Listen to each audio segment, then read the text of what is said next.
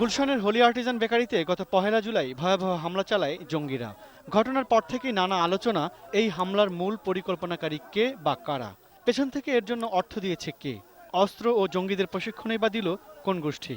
ঘটনার ১ মাস পর গত ২ আগস্ট মঙ্গলবার দুপুরে পুলিশ সদর দপ্তরের সংবাদ সম্মেলনে আইজিপি একেএম শহীদুল হক জানালেন, গুলশান ও কিশোরগঞ্জ এবং কল্যাণপুরে জঙ্গি আস্তানার প্রধান কুশীলব সেনাবাহিনীর বরখাস্ত মেজর সৈয়দ জিয়াউল হক ও কানাডা প্রবাসী তামিম আহমেদ চৌধুরী।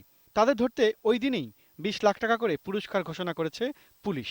তামিম চৌধুরী যদি গ্রেপ্তার করেন কোনো নাগরিক সাহায্য করে তাকে আমরা ২০ টাকা দেব, মেজর জিয়াকে যদি গ্রেপ্তার করে তাকে ২০ টাকা দেব এবং সংবাদদাতার তথ্যদাতার পরিচয় সম্পূর্ণভাবে গ্রহণ করে। পুরস্কার ঘোষণার পর কেটে গেছে ৪ দিন। এখনও এই দুজনের অবস্থান পুরোপুরি নির্ণয় করা যায়নি। সংবাদ সম্মেলনে পুলিশ মহাপরিদর্শক একেএম শহীদুল হক জানিয়েছেন, এই দুই পরিকল্পনাকারীর বেশ কয়েকজন সহযোগীর বিষয়ে তথ্য পাওয়া গেছে। দুই পরিকল্পনাকারী দেশে থাকতে পারেও বলে জানান তিনি। দেশে থাকতে পারে, দেশে বাইরেও থাকতে পারে, এখন আমরা তো তাদের খুঁজছি। তবে গুলশান ঘটনার আগে সে দেশে ছিল। শীর্ষ এই দুই পরিকল্পনাকারী পালিয়ে থাকা অবস্থায় কেমন চেহারা নিয়ে থাকতে পারে এর কিছু নমুনা গণমাধ্যমে পাঠিয়েছে পুলিশ সদর দপ্তর। এদের বিষয়ে যারা তথ্য দিবে তাদের পরিচয় প্রকাশ করবে না পুলিশ। তাদের গ্রেপ্তার করতে পারলে এর পেছনে আরও যারা আছে তাদেরও আইনের আওতায় আনা যাবে বলে মনে করেন পুলিশ প্রধান।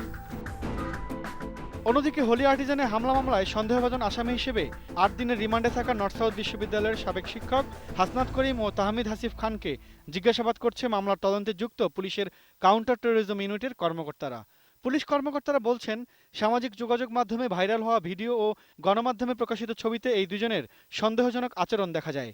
সেই বিষয়টির পাশাপাশি জঙ্গিদের সঙ্গে তাদের সম্পৃক্ততার বিষয়টিও জিজ্ঞাসাবাদে জানতে চাইছেন কর্মকর্তারা। আমরা জিজ্ঞাসাবাদের পরে, দ্যাট মিনস যদি প্রাপ্ত তথ্য থাকে সেটা পরবর্তীতে আপনাদের বিস্তারিত অবহিত করতে পারব। ১ জুলাই হোলি আর্টিজানে জঙ্গি হামলায় নিহত হন ২ পুলিশ কর্মকর্তা ও দেশি বিদেশি ২০ নাগরিক সহ ২২ জন। ২ জুলাই সকালে সেনাবাহিনীর অপারেশন থান্ডারবোল্টে ৫ জঙ্গিকে নির্মূল করা হয়। Imran Hasan Suman, ATN news, Dhaka.